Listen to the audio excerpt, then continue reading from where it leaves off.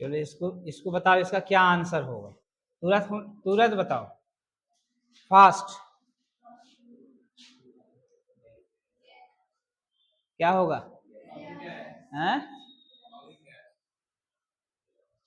Camphor, Kapoor जिसको बोलते हैं, कपूर इन नाइट्रोजन गैस। बोलो। Solid, solid gas, solid in gas, solid gas solution. क्योंकि कैम्फर क्या हो गया, ये क्या है, ये है सॉलिड। ठीक है, इसको देखना है। और ये नाइट्रोजन, ये तो नाइट्रोजन गैस लिख ही रहा है। नाइट्रोजन गैस क्या है, तो सीधे सॉलिड गैस सॉल्यूशन है। किस टाइप का सॉल्यूशन है? सॉलिड गैस सॉल्यूशन है। ठीक है, नेक्स्ट क्वेश्चन। चलो इसका आंसर बताओ क्या होगा। A plant cell shrinks when it is kept in a, plant cell कब श्रिंक करता है, एग्जाम्पल में भी बताए थे जब हाइपरटोनिक, हाइपोटोनिक, आइसोटोनिक डिस्कस कर रहे थे, तो एग्जाम्पल में ही बताए थे क्या होगा। A plant cell shrinks, shrink कब करता है, कैसा सॉल्यूशन में, हाइपरटोनिक सॉल्यूशन में। Very good.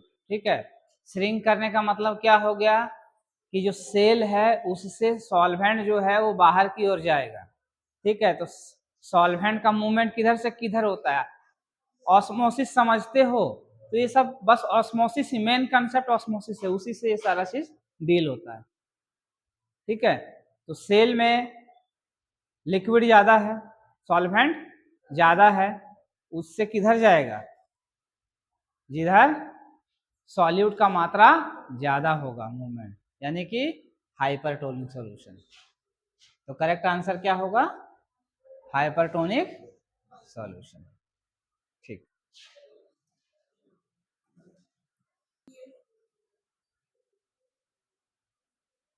which has lowest freezing point, same concentration in all,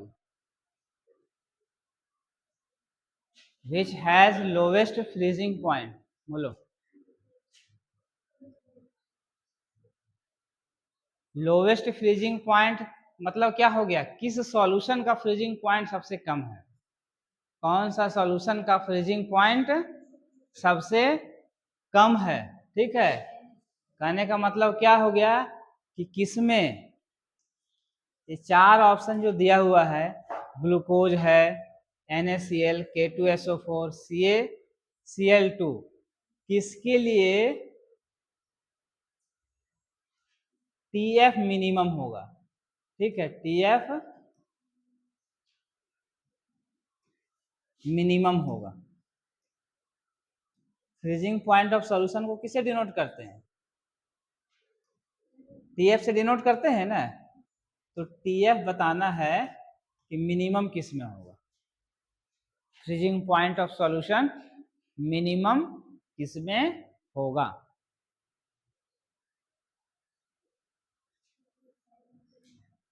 कैसे सोचोगे इसको, अप्रोच कैसे करोगे सॉल्व करने के लिए,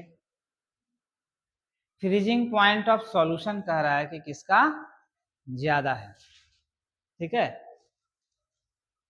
तो जब इलेक्ट्रोलाइट, नॉन इलेक्ट्रोलाइट सभी अगर मिक्स हो तो वहां पर एबनॉर्मल कॉलिगेटिव प्रॉपर्टीज से स्टार्ट करेंगे। ठीक है, वहां इन्वॉल्व करेंगे कौन सा कंसेप्ट को, एबनॉर्मल कॉलिगेटिव प्रॉपर्टीज। ठीक है, और एबनॉर्मल कॉलिगेटिव प्रॉपर्टीज क्या हो जाएगा, डेल्टा TF बराबर क्या होगा, डेल्टा TF बराबर क्या होगा, IKFM। क्या है, IKFM होगा ना। ठीक है, और डेल्टा TF क्या होता है, या इसी को आगे बढ़ाएंगे तो क्या लिख सकते हैं, डेल्टा TF क्या होगा, T0F माइनस TF बराबर IKFM। यानी कि TF बराबर क्या होगा, T not F minus IKF M, IKF M। Molality सबका बराबर है, मोललिटी सबका, और सभी एक ही तरह का सॉल्वेंट में है, ना दिया हुआ हो तो ये अंडरस्टूड मान लेना है कि एक ही सॉल्वेंट में है, ठीक है। और कुछ नहीं दिया हुआ है तो एक्वस सॉल्यूशन ही मानना है, मतलब कि वाटर में है। तो KF का वैल्यू क्या है, ये भी कांस्टेंट है सभी के लिए, सभी के लिए क्या सेम रहेगा। और T नॉट F भी सभी सॉल्यूशन के लिए क्या रहेगा, चारों सॉल्यूशन के लिए सेम रहेगा। तो अलग क्या है, I, ठीक है, अलग क्या है। तो हमको क्या देखना है, I सब में देखना है कितना होगा। इसके लिए I का वैल्यू कितना होगा, 1 होगा, क्योंकि इसमें नो डिसोसिएशन नो एसोसिएशन। इसके लिए I बराबर क्या होगा, 2 होगा, ठीक है। NaCl Na प्लस, एक Na प्लस एक Cl माइनस 2 हो गया। K2SO4, इसके लिए I का वैल्यू क्या होगा, 3 होगा, 2 पोटासियम और एक सल्फेट आयन, 3 हो गया। CaCl2 के लिए बताओ क्या होगा, 3 होगा, I का वैल्यू इसके लिए 3 हो गया, ठीक है। अब ये बताओ I का वैल्यू जिसका ज्यादा होगा उसका TF ज्यादा होगा या कम होगा उसका TF कम होगा, बोलो।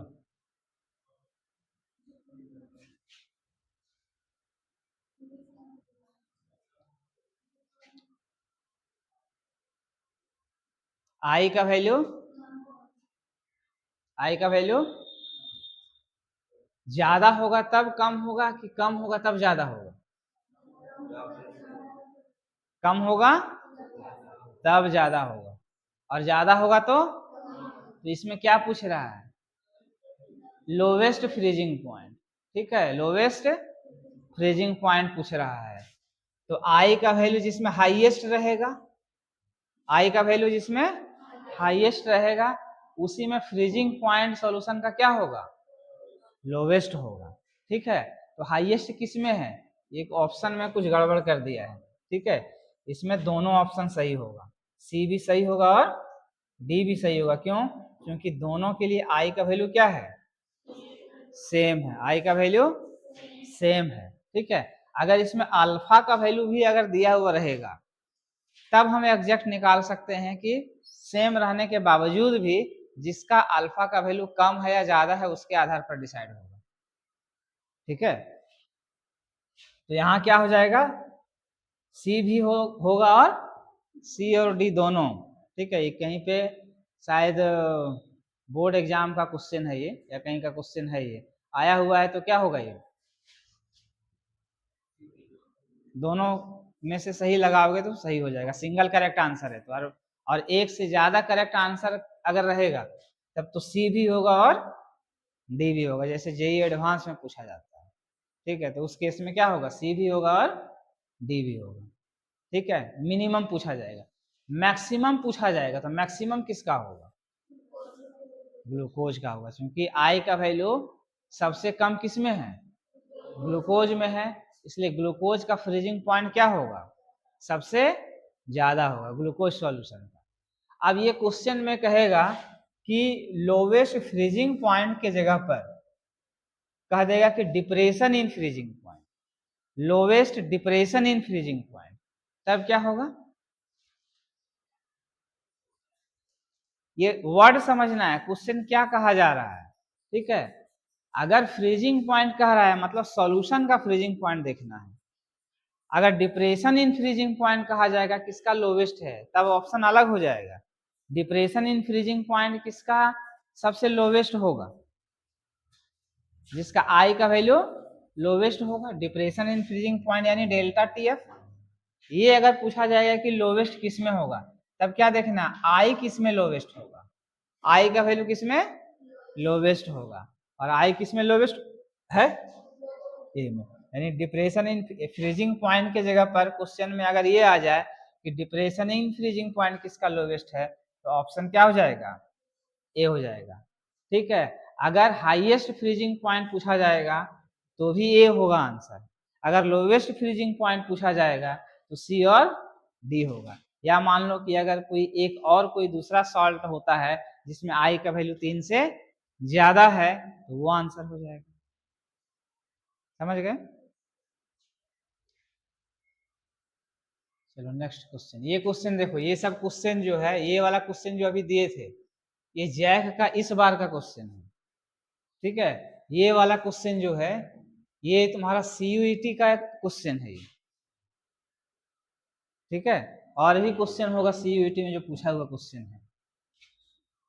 तो एकदम सिंपल क्वेश्चन आता है, बहुत ज्यादा डिफिकल्ट नहीं आता है, केवल 12th जो है अच्छे से पढ़ जाओ, ठीक है, तो सीयूईटी का सारा तुम क्वेश्चन बना के आओगे, ये मेरा गारंटी है।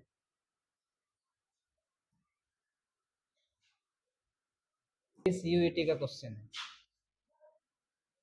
पूछा हुआ है ये क्वेश्चन। चलो इसको सॉल्व करो।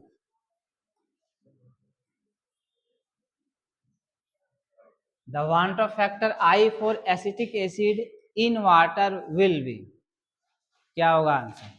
और एकदम कंसेप्चुअल क्वेश्चन है ये, ट्रिकी क्वेश्चन है ये, ठीक है। ऐसा नहीं कि रट के तुम लगा लोगे, कुछ क्वेश्चन ऐसा होता है जो रट के लगा लोगे, लेकिन इस टाइप का क्वेश्चन है तुमको कॉन्सेप्ट दिमाग में रखना पड़ेगा, ठीक है। वांट ऑफ फैक्टर आई का वैल्यू कब ग्रेटर देन 1 होता है, कब लेस देन 1 होता है, और कब इक्वल टू 1 होता है। तीन कंडीशन है ना। आई का वैल्यू इक्वल टू 1 कब होगा? No association no dissociation. I का वैल्यू 1 से कम कब होता है? जब एसोसिएशन होता है। और आई का वैल्यू ग्रेटर देन 1 कब होता है? जब अब डिसोसिएशन हो रहा है या एसोसिएशन हो रहा है। अब एसिटिक एसिड है तो दोनों काम कर सकता है, वो एसोसिएशन भी हो सकता है, डिसोसिएशन भी हो सकता है। तो कब डिसोसिएशन होगा, कब एसोसिएशन होगा, ये निर्भर करेगा किस सॉल्वेंट में घुला हुआ है। सॉल्वेंट क्या है, एसिटिक एसिड किसमें है, ठीक है। ये एग्जाम्पल भी डिस्कस किए थे क्वांट ऑफ फैक्टर में। तो ये देखो एसिटिक एसिड कहाँ पे है? वाटर में है। एसिटिक एसिड कहाँ है? एसिटिक एसिड को ये ध्यान रखना है, एसिटिक एसिड को किस सॉल्वेंट में डिसॉल्व किया गया है, यहाँ पे तुमको फोकस करना है। जब वाटर में एसिटिक एसिड को डालेंगे तब एसोसिएशन होगा या डिसोसिएशन होगा? कल बताए थे ना, कल ही डिस्कस किए हैं, क्या होगा? डिसोसिएशन होगा। गुड, ठीक है। जब बेंजीन में डालेंगे या किसी नॉन पोलर सॉल्वेंट में डालेंगे तब क्या होगा? एसोसिएशन होगा, ठीक है। तो अब यहां से क्लियर हो गया तुमको कि क्या होगा, डिसोसिएशन या एसोसिएशन? डिसोसिएशन होगा। वेरी गुड, ठीक है। और जब डिसोसिएशन होता है तो 1 से ज्यादा होगा या कम होगा? 1 से कम। डिसोसिएशन में ज्यादा ना होगा, 1 से ज्यादा। एसिटिक एसिड मतलब क्या हो गया, कौन क्या है फॉर्मूला एसिटिक एसिड का? CH3COOH। जब इसका डिसोसिएशन होता है तो ये किस में टूटता है? CH3COO minus plus H plus. दिख रहा है ना, हटा नहीं ना है। CH3COOH, ये CH3CO minus plus H plus. तो मैक्सिमम आयन कितना देगा ये? मैक्सिमम आयन कितना देगा ये? 2 देगा, ठीक है। तो यानी ये 2 वाला भी ऑप्शन है कि नहीं? 2 वाला भी ऑप्शन है, ठीक है। अब देखो बहुत बढ़िया, ये क्वेश्चन हमको बहुत अच्छा क्वेश्चन लगा है ये, कि बहुत ज्यादा डिफिकल्ट नहीं है लेकिन बहुत सारा कंसेप्ट इसमें है, ठीक है। कि ये 2 कब होगा और 2 से कम कब होगा, कब 2 होगा और कब 2 से कम होगा, ठीक है। तो अगर यही क्वेश्चन में थोड़ा सा चेंज कर देगा कि इन वाटर, या कहेगा it is very dilute solution, ठीक है। इसी क्वेश्चन में ये शब्द ऐड कर देगा, it is very dilute solution. जब वेरी डाइल्यूट सॉल्यूशन कह देगा तब एसिटिक एसिड का 100% डिसोसिएशन होगा। एसिटिक एसिड का क्या होगा? 100% डिसोसिएशन होगा। और जब 100% डिसोसिएशन होगा तो आई का वैल्यू कितना होगा? मैक्सिमम। और मैक्सिमम कितना होगा? 1 + 1। मैक्सिमम कितना हो जाएगा? 2। मैक्सिमम कितना होगा? अगर वेरी डाइल्यूट सॉल्यूशन रहता तब आंसर क्या हो जाता? 2 हो जाता। लेकिन वेरी डाइल्यूट सॉल्यूशन नहीं है, कुछ मेंशन नहीं है, तो नॉर्मल सॉल्यूशन मानेंगे इसको, यानी अल्फा का कुछ ना कुछ वैल्यू होगा इसका। ठीक है, तो इसके लिए आई जो होगा वो क्या होगा? आई बराबर क्या हो जाएगा? 1 + अल्फा। क्यों 2 होगा? क्योंकि 100% डिसोसिएशन होगा तो अल्फा बराबर 1, और अल्फा बराबर जब 1 होगा तब I2 होगा, और अल्फा का वैल्यू अगर 1 से थोड़ा सा भी कम होता है तो 2 से कम रहेगा, तब किसके किसके बीच में रहेगा? 1 और 2 के बीच में। ठीक है, तो जब वेरी डाइल्यूट सॉल्यूशन नहीं कह रहा है तो 1 और 2 के बीच में होगा, यानी करेक्ट आंसर क्या होगा इसका? ए। ठीक है, इसमें ऐसा ऑप्शन है कि लग रहा है कि चारों का चारों ऑप्शन सही हो सकता है। एक जरा सा कंसेप्ट मिस किए तो ये सही होने का कोई चांस नहीं है। अगर सॉल्वेंट क्या है इस पर गौर नहीं किए तो तुम डी लगा दोगे। अगर तुम अल्फा पर ध्यान नहीं दिए तब तुम 2 लगा दोगे। ठीक है, नहीं, सॉल्वेंट अगर तुम मान लो कोई बेंजीन है, ठीक है, तब तुम बी लगा दोगे। ठीक है, बेंजीन अगर मान बैठोगे तो जब सारा तुम पहलू को जोड़ोगे तब लगेगा तुमको आंसर क्या है? ए ही करेक्ट आंसर। समझ गए? तो जो पढ़े हो, जो कंसेप्ट सीखे हो, उसको प्रॉब्लम में अप्लाई करना है। और प्रॉब्लम में अप्लाई तुम सही से कब कर सकते हो? जब एक एक कंसेप्ट तुम्हारा दिमाग में रहेगा। और ये कब रहेगा? जब तुम क्वेश्चन को प्रैक्टिस करोगे। समझ में आया बात?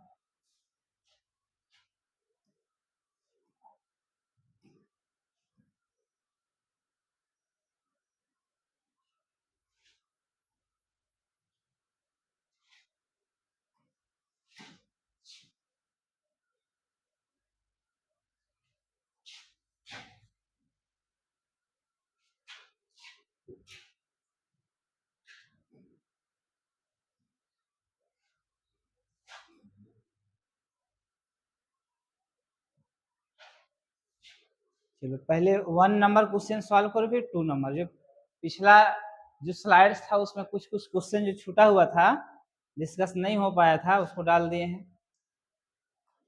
चलो यहीं प्रैक्टिस कर लो एक एक करके। पहले फर्स्ट वाला सॉल्व करो।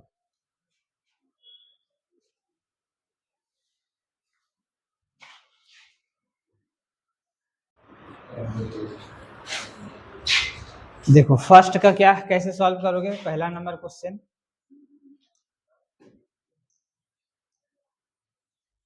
पहला नंबर क्वेश्चन में क्या क्या दिया हुआ है? मोल दिया हुआ है। मोल ऑफ सॉल्यूट कितना है? 1 मोल है। ठीक है, मास ऑफ सॉल्वेंट WA है 1 kg है। ठीक है, KB का वैल्यू दिया हुआ है। KB कितना है? 0.52 केल्विन पर मोलल। ठीक है, अब इलेक्ट्रोलाइट क्या है यहाँ पे? AB2। तो AB2 डिसोसिएट किसमें किसमें होगा? A2 प्लस 2B माइनस में। ठीक है, तो टोटल आयन कितना हो गया? टोटल आयन कितना हो गया? 1 + 2, 3 आयन हो गया। एक A2+ का आयन और 2 B- का आयन, तो टोटल आयन कितना हो गया? 3 हो गया। तो टोटल आयन 3 हो गया, मतलब इससे हम I निकाल लेंगे। I का वैल्यू कितना होगा? I का वैल्यू 3 हो जाएगा। I का वैल्यू 3 हो जाएगा।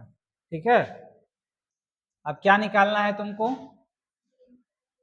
If the electrolyte dissociate completely, ये दे दिया हुआ है, इसीलिए हम लोग I बराबर क्या लिए? 3 लिए। Calculate the elevation in boiling point. Elevation in boiling point यानी कि डेल्टा TB। तो डेल्टा TB बराबर क्या होगा? आई के बी एम। आई का वैल्यू रखो कितना है 3, के बी कितना है 0.52, एम क्या होगा moles of solute by mass of solvent in KG, तो मोल्स ऑफ सॉल्यूट 1 है by mass of solvent in KG 1 है, यही हो जाएगा। इतना क्या हो जाएगा केल्विन होगा, केल्विन या डिग्री सेल्सियस दोनों लिख सकते हैं क्योंकि डेल्टा टीबी है, सारा यूनिट कैंसिल होकर के केल्विन ही बचेगा। कितना आ जाएगा 3 दूना 6, 5 तिया 15, 1.56 केल्विन। ठीक है, यही आया सबका। दूसरा नंबर क्वेश्चन देखो, second number question. Second number question में क्या क्या दिया हुआ है, सी दिया हुआ है, गिवन क्या है सी है, सी कितना है 0.05 मोलर। ठीक है, टी टेम्परेचर कितना दिया हुआ है 300 केल्विन, आर का भी वैल्यू दिया हुआ है, आर कितना है 0.0821 लीटर एटीएम पर मोल पर केल्विन। ठीक है, एज्यूम कंप्लीट डिसोसिएशन, तो जब कंप्लीट डिसोसिएशन होगा तो आई बराबर कितना हो जाएगा 3, एक Ca2+ और 2 Cl-, यानी आई का वैल्यू कितना हो गया 3 हो गया। अब क्या कह रहा है कैलकुलेट ऑस्मोटिक प्रेशर, पाई निकालने के लिए कह रहा है, तो पाई क्या होगा, क्या फॉर्मूला होगा, पाई बराबर ICRT, डायरेक्ट फॉर्मूला है, कुछ नहीं करना है। आई का वैल्यू हो गया 3, सी का वैल्यू 0.05 और आर का वैल्यू 0.0821, टेम्परेचर हो गया 300 केल्विन।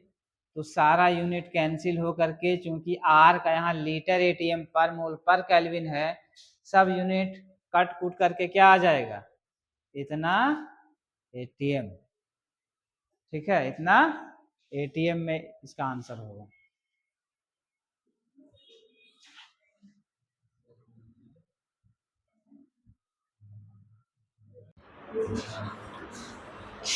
देखो क्या क्या दिया हुआ है, what is the molar mass of solute, यानी एमबी तुमको पूछ रहा है क्या होगा, एमबी कैलकुलेट करना है। डब्ल्यू ए कितना है बताओ, फटाफट बताते जाओ। W A 29.7 gram, W B कितना है 0.132 ग्राम। ठीक है, और क्या दिया हुआ है बोलो, डेल्टा टीएफ दिया हुआ है, कितना दिया हुआ है 0.108 केल्विन, और क्या है केएफ दिया हुआ है, केएफ कितना है 5.12 केल्विन पर मोलर। ठीक है, तो डायरेक्ट फॉर्मूला यहां लग जाएगा, एम बी बराबर क्या होगा KF into W B W A delta T F into कुछ होगा 1000 होगा। क्यों, क्योंकि सॉल्वेंट का मास यहाँ किस में है ग्राम में, केजी में रहता तो नहीं लेते, 1000 से मल्टीप्लाई कर दो, सबका वैल्यू सब्स्टिट्यूट करो, केएफ कितना है 5.12, W B 0.132, W A 29.7, delta T F 0.108 into 1000। ठीक है, इसको सॉल्व कर लेना, इतना ग्राम पर मोल हो जाएगा। ठीक है, डिवाइड मल्टीप्लाई कर लोगे।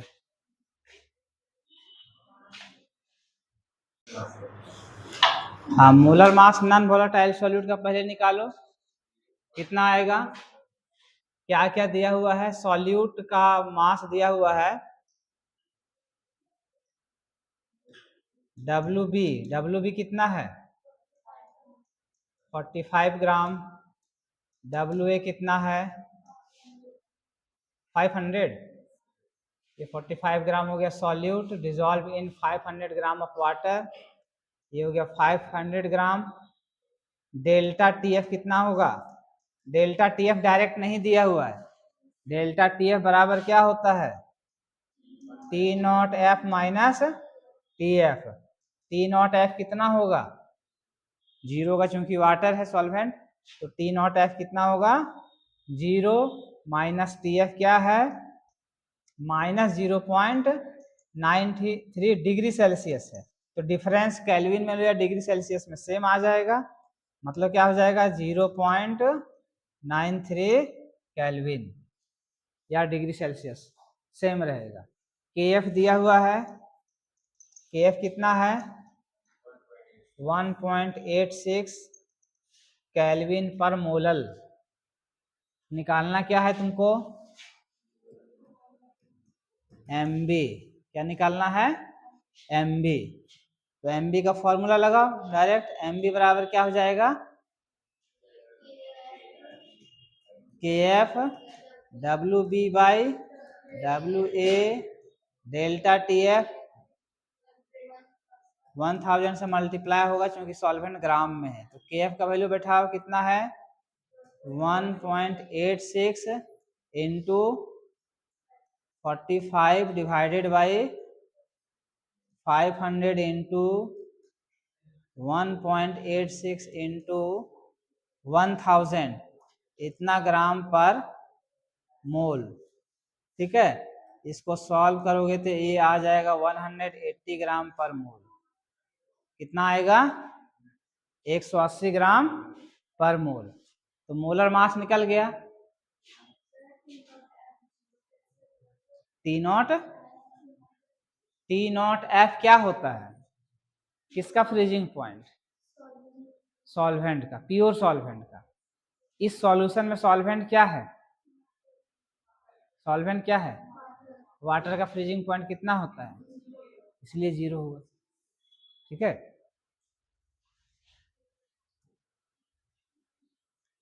अब तुमको निकालना है मॉलिक्यूलर फॉर्मूला। तो मॉलिक्यूलर फॉर्मूला बराबर क्या होता है? मॉलिक्यूलर फॉर्मूला क्या होता है? Empirical formula into n. Empirical formula into empirical formula कितना दिया हुआ है?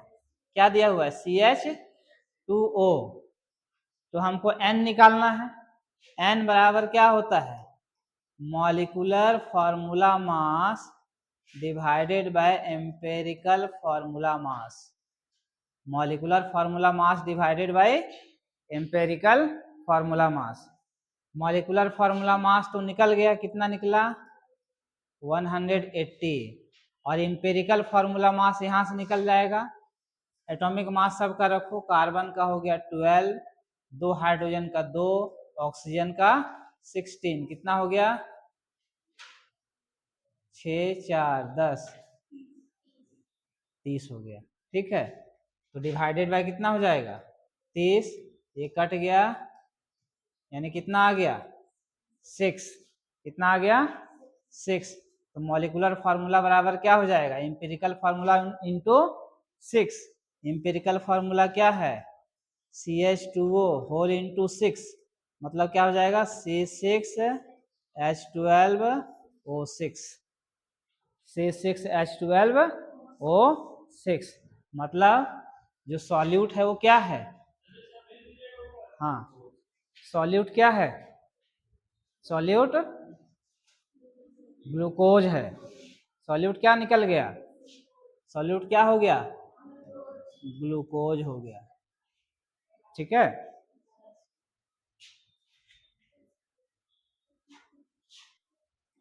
इसको घर में देख लोगे।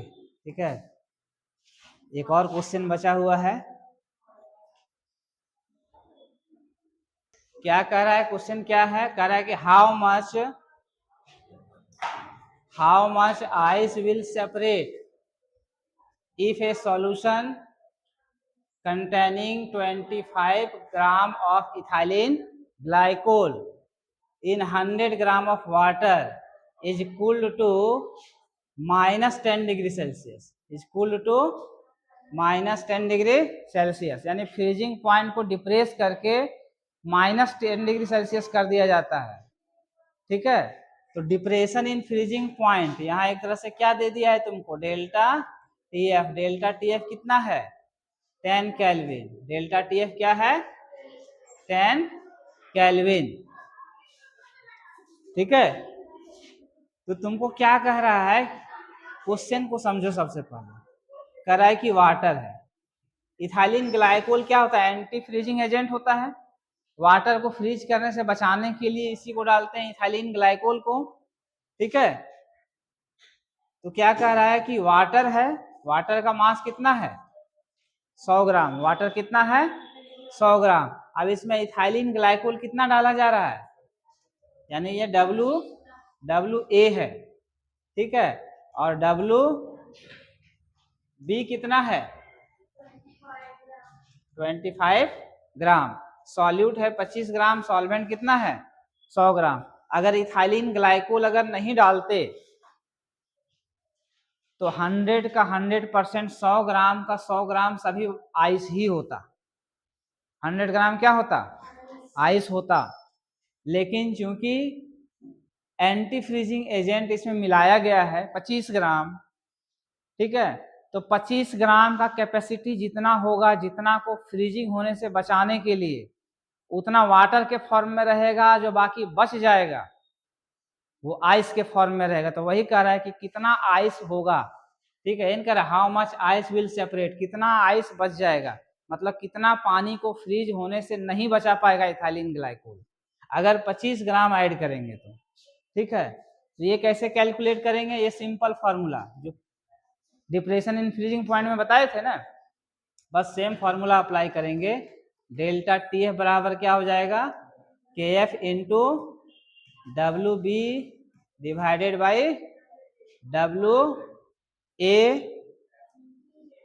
WB divided by WA into 1000 होगा, क्योंकि सॉल्वेंट किसमें है, सॉल्वेंट का मास किसमें है, ग्राम में है ना, ग्राम में है।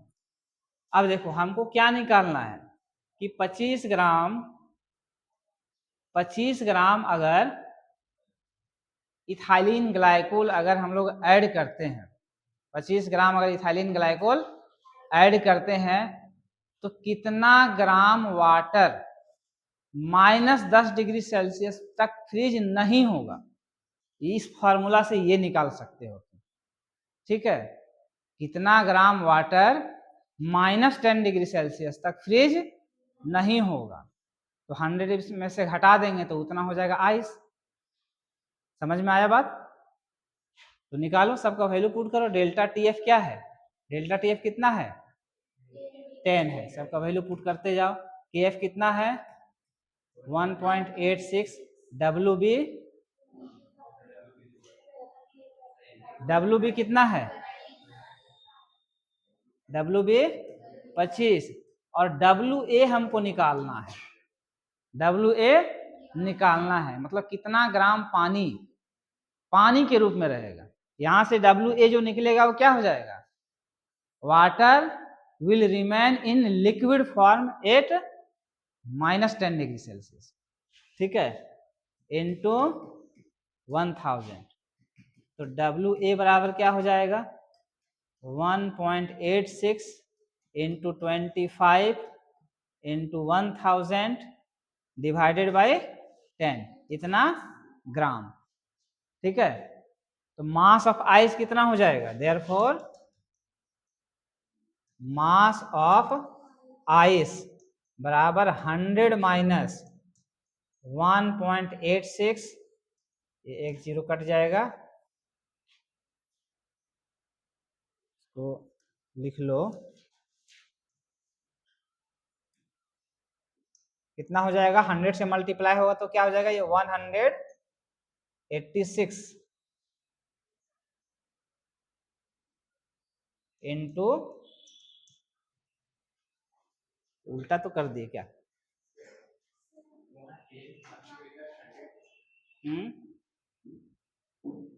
ओ sorry sorry sorry,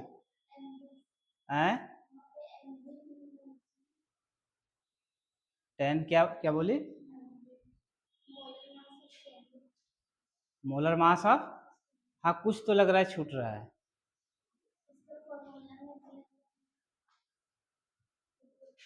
WB divided by W MB होगा। हाँ हाँ वही तो लग रहा है कि ये तो ज़्यादा हो गया फिर। डिवाइडेड बाय MB यहाँ छूट गया। Molar mass of moles of solute by mass of solvent होगा ना, ठीक है। MB सब में MB छूट गया। MB का वैल्यू जल्दी जल्दी के चक्कर में तुम लोग को भेजना है उधर भी। MB निकालो कितना हो जाएगा। इथाइलिन ग्लाइकोल है ना, इथाइलिन ग्लाइकोल क्या होता है? इथाइलिन ग्लाइकोल हो गया CH2OH CH2OH, ठीक है। तो इसका मोलर मास निकाल लो कितना हो जाएगा। 2 कार्बन है तो कितना हो जाएगा 12 इंटू 2, 2 ऑक्सीजन है 16 इंटू 2, 2 2 4 2 6 हाइड्रोजन है तो 6 इंटू 1 कितना हो जाएगा। ये 24 हो गया, ये 32 हो गया और ये 6 हो जाएगा 62। तो यहाँ 62 से ये डिवाइड हो जाएगा, डिवाइडेड बाई 62 होगा, ठीक है। तो 100 में से इसको घटा दोगे जितना आएगा इतना क्या निकल जाएगा, मास ऑफ आइस निकल जाएगा, ठीक है।